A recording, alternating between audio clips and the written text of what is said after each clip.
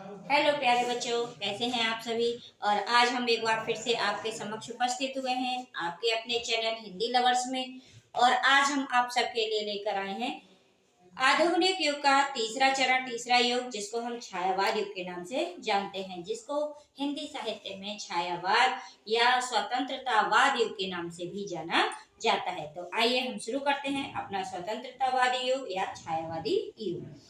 तो देखिए, ये जो स्वतंत्रतावादी, स्वच्छंदतावादी, जो स्वच्छंद का मतलब होता है आजाद, ठीक है, ऐसा जो समय था उसको छायावाद के नाम से भी जाना गया। ये छायावाद क्यों कहलाया, इसकी समय सीमा क्या थी, इसमें कौन कौन से कवि थे और कैसा हमारे जो समाज का वातावरण था, और इसके बारे में जो भी बहुत इम्पोर्टेंट जो खास बातें हैं उसको आज हम इस वीडियो के अंतर्गत आपसे डिस्कस करेंगे। तो आइए हम शुरू करते हैं अपना छायावाद।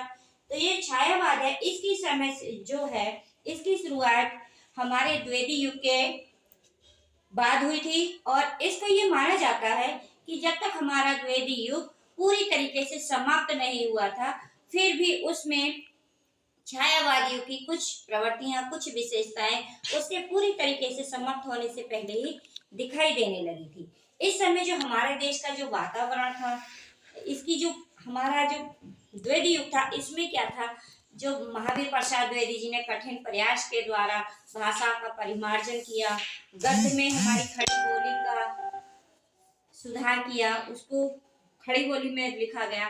तो इससे जो जनता जो थी, उससे उसके जो गद्य आभास देने वाली, जिसमें हृदय की बात ना निकलती थी, केवल गद्य की कठोर जैसी बातें, उनको सुन सुन के जो हमारी जनता थी वो आक्रोशित होने लगी। वहाँ की जो वातावरण था, सामंतवाद वगैरह जो थे, और जो सामाजिक हमारा परिवेश था, उसके जो नैतिक संबंध थे, उसमें बहुत ही ज्यादा विषमता आने लगी थी। और वहाँ की उस समय की जो जनता जो थी वो इन सब से आजाद होने के लिए पूरी तरीके से कटिबद्ध थी। और इसमें जो था, मानव का जो मन था अपने लिए एक औद्योगिक जगत में, राजनीतिक क्षेत्र में, समाजवाद में अपने लिए एक अपने स्थान के लिए अपने महत्व को खोज करने लगा। और जो मनुष्य था वो मन की भावनाओं के लिए लेकर के, उनके जो समाज के जो चारों तरफ का वातावरण था, उससे उसका मन जो था वो बहुत ही ज्यादा विक्षुब्ध हो गया था, उसके मन में कुंठाएं भर गई थी। और धीरे धीरे इस काल के कवि जो थे अपने मन, अंतर मन की ओर बढ़ने लगे। और इस प्रकार से इस समय की हमारी जो शुरुआत हुई थी। और अब देखिए, इसकी जो समय सीमा आचार्य रामचंद्र शुक्ल ने निर्धारित की है, वह 1919 से लेके 1938 ईस्वी तक मानी गई है। इस काल के जो प्रसिद्ध कवि हैं वो जयशंकर प्रसाद, महादेवी वर्मा, माखनलाल चतुर्वेदी, सूर्यकांत त्रिपाठी निराला, सुमित्रा नंदन पंत, राम कुमार वर्मा जी जैसे मुख्य है, इसके जो आधार स्तंभ कहलाते हैं, वे ऐसे कवि हैं जो बहुत ही ज्यादा हिंदी साहित्य में प्रसिद्ध कवियों की गणना में आते हैं, स्थान रखते हैं।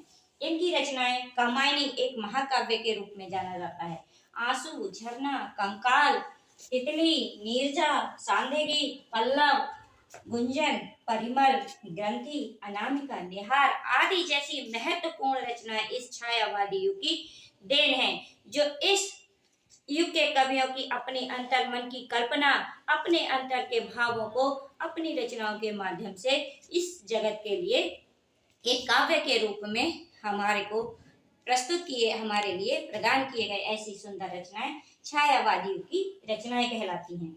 इस काल की विशेषताएं, इस काल में सबसे ज्यादा महत्वपूर्ण विशेषता ये थी, जो प्रकृति की उसका मानवीकरण कर दिया गया था। इस काल के जो कवि थे वो प्रकृति में मानव की क्रियाएं देखने लगे थे, और इस कारण से इस काल में जो हमारी प्रकृति थी उसका मानवीकरण किया गया। दूसरी विशेषता, इस काल के काव्य में वेदना और करुणा का आधिक्य अधिक था। इस काल के जो कवि थे वो उस निराकार परमात्मा, उस अज्ञात ईश्वर के लिए अपने जो मन के भाव थे, जो मन का जो दुख था, वो अपनी रचनाओं के माध्यम से प्रस्तुत करने लगे थे। इस कारण से इस काल के काव्य में करुणा और वेदना की आधिक्य था। और इसी करुणा और वेदना को महादेवी वर्मा इन्होंने अपनी रचनाओं में विशेष रूप से प्रस्तुत किया, जिसके कारण से उन्हें आधुनिक युग की मीरा के रूप में जाना जाता है।